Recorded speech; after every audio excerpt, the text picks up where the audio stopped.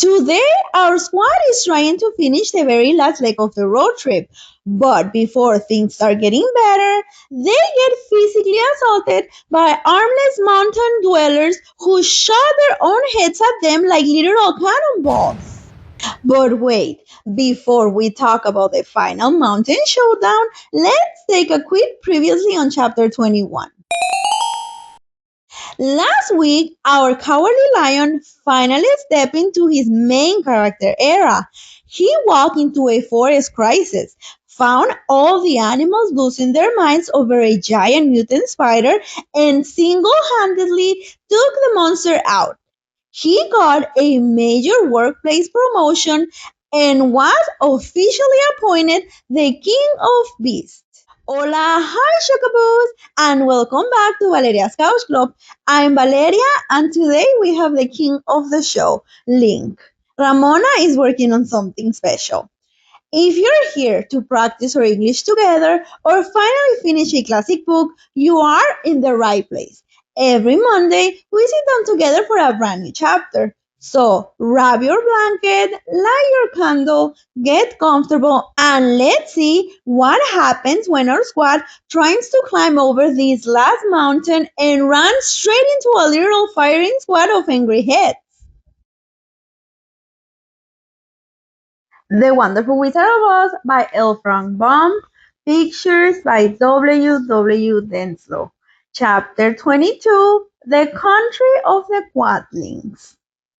The four travelers passed through the rest of the forest in safety, and when they came out from its gloom, saw before them a steep hill covered from top to bottom with great pieces of rock.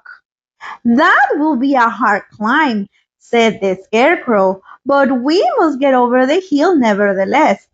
So he led the way and the others followed. They had nearly reached the first rock when they heard a rough voice cry out, "Keep back! Who are you?" asked the Scarecrow.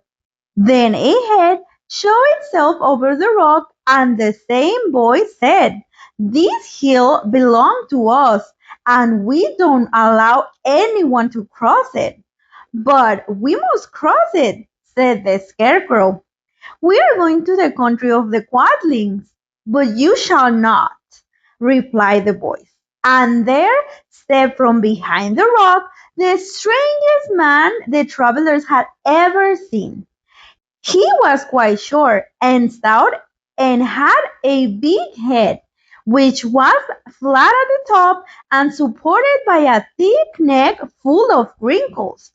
But he had no arms at all, and seeing this, the Scarecrow did not fear that so helpless a creature could prevent them from climbing the hill.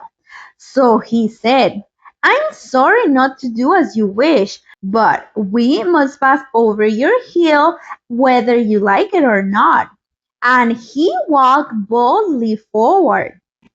As quick as lightning, the man's head shot forward and his neck stretched out until the top of the head, where it was flat, struck the Scarecrow in the middle and sent him tumbling over and over down the hill.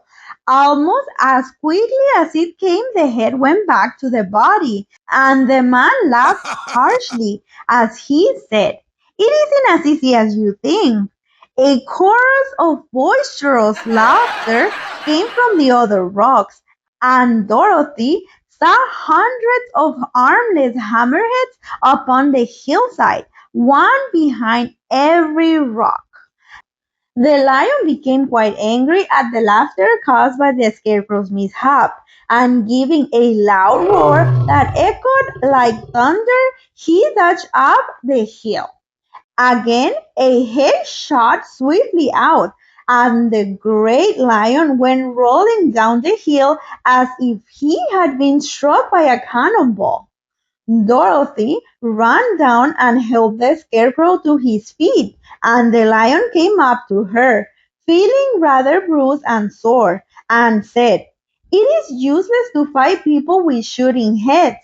No one can withstand them." "What can we do then?" she asked.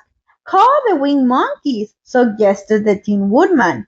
You have still the right to command them once more. Very well, she answered, and putting on the golden cap, she uttered the magic words. The monkeys were as prompt as ever, and in a few moments the entire band stood before her. What are your commands? Required the king of the monkeys, bowing low.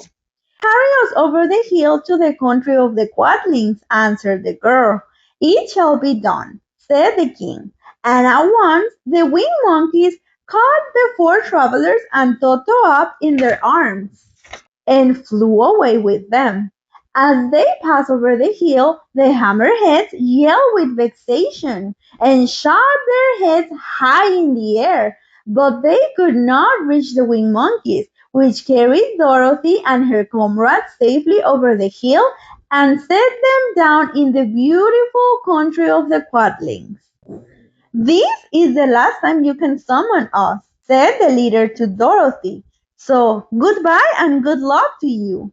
"Goodbye and thank you very much," returned the girl, and the monkeys rose into the air and were out of sight in a twinkling. The country of the Quadlings seemed rich and happy. There was field upon field of ripening grain, with well-paved roads running between, and pretty rippling brooks with strong bridges across them. The fences and houses and bridges were all painted bright red, just as they had been painted yellow in the country of the Winkies and blue in the country of the Munchkins. The Quadlings themselves, who were short and fat and looked chubby and good-natured, were dressed all in red, which showed bright against the green grass and the yellowing grain. The monkeys had set them down near the farmhouse, and the four travelers walked up to it and knocked at the door. It was opened by the farmer's wife, and when Dorothy asked for something to eat, the woman gave them all a good dinner, with 3 kinds of cake and 4 kinds of cookies, and a bowl of milk for Toto. "How far is it to the castle of Glinda?" asked the child. "It is not a great way," answered the farmer's wife. "Take the road to the south, and you will soon reach it." Thanking the good woman, they started afresh and walked by the fields and across the pretty bridges until they saw before them a very beautiful castle.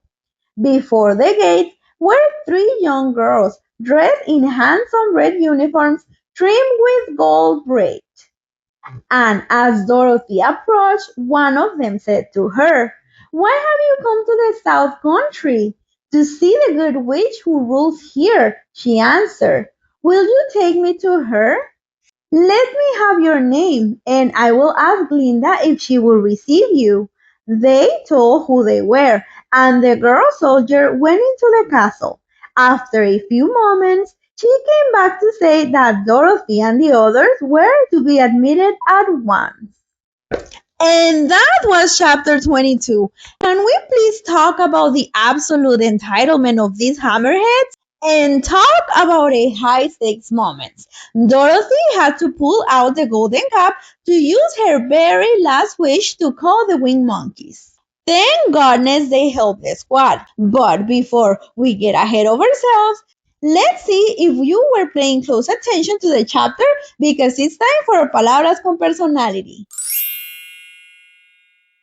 Tumbling, cayendo rodando o dando vueltas, falling over and rolling down helplessly like a bowling ball, totally losing your balance and your dignity. When the scarecrow tries to walk up the hills, a hammerhead shots his neck out and hits him. The scarecrow goes tumbling all the way back down the mountain like a loose soccer ball. I wasn't paying attention to the stairs, tripped over my own feet, and went tumbling right into the living room. Boisterous, ruidoso y animado o alborotador. Super loud, rowdy, and full of noisy energy. Think of a wild party or a crowd that is doing way too much. The book describes the winged monkeys as a boisterous bunch.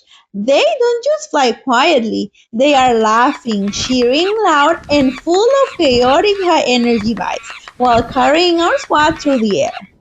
My neighbors are being super boisterous, cheering on their teams on the current soccer games. Withstand, aguantar o resistir. To be strong enough to resist something powerful, block an attack, or survive a really tough situation without breaking down. The lion tries to shore up the hill, but even if he cannot withstand the brutal force of those flying heads knocking him backwards, it was simply too much force to handle alone. You need a really good high quality umbrella to withstand the heavy rain and strong winds in this city. Now we're speaking English with Alma and personality. We are only 2 chapters away from finishing this entire journey. If you're riding with the squad all the way to the end, make sure you hit that like button and subscribe to Valeria's Couch Club. And turn on your notifications so you don't miss the grand finale. But before you go, I have a very important question for you down in the comments. The wing monkeys are loud, chaotic, and totally boisterous, but they always get the job done and save the day. Are you the loud, boisterous friend who brings all the chaotic energy to the group, or are you the quiet one just trying to survive the ride? Let me know down below. Thank you so much for hanging out with me today. Stay cozy and see you on the couch for the next one. Adios.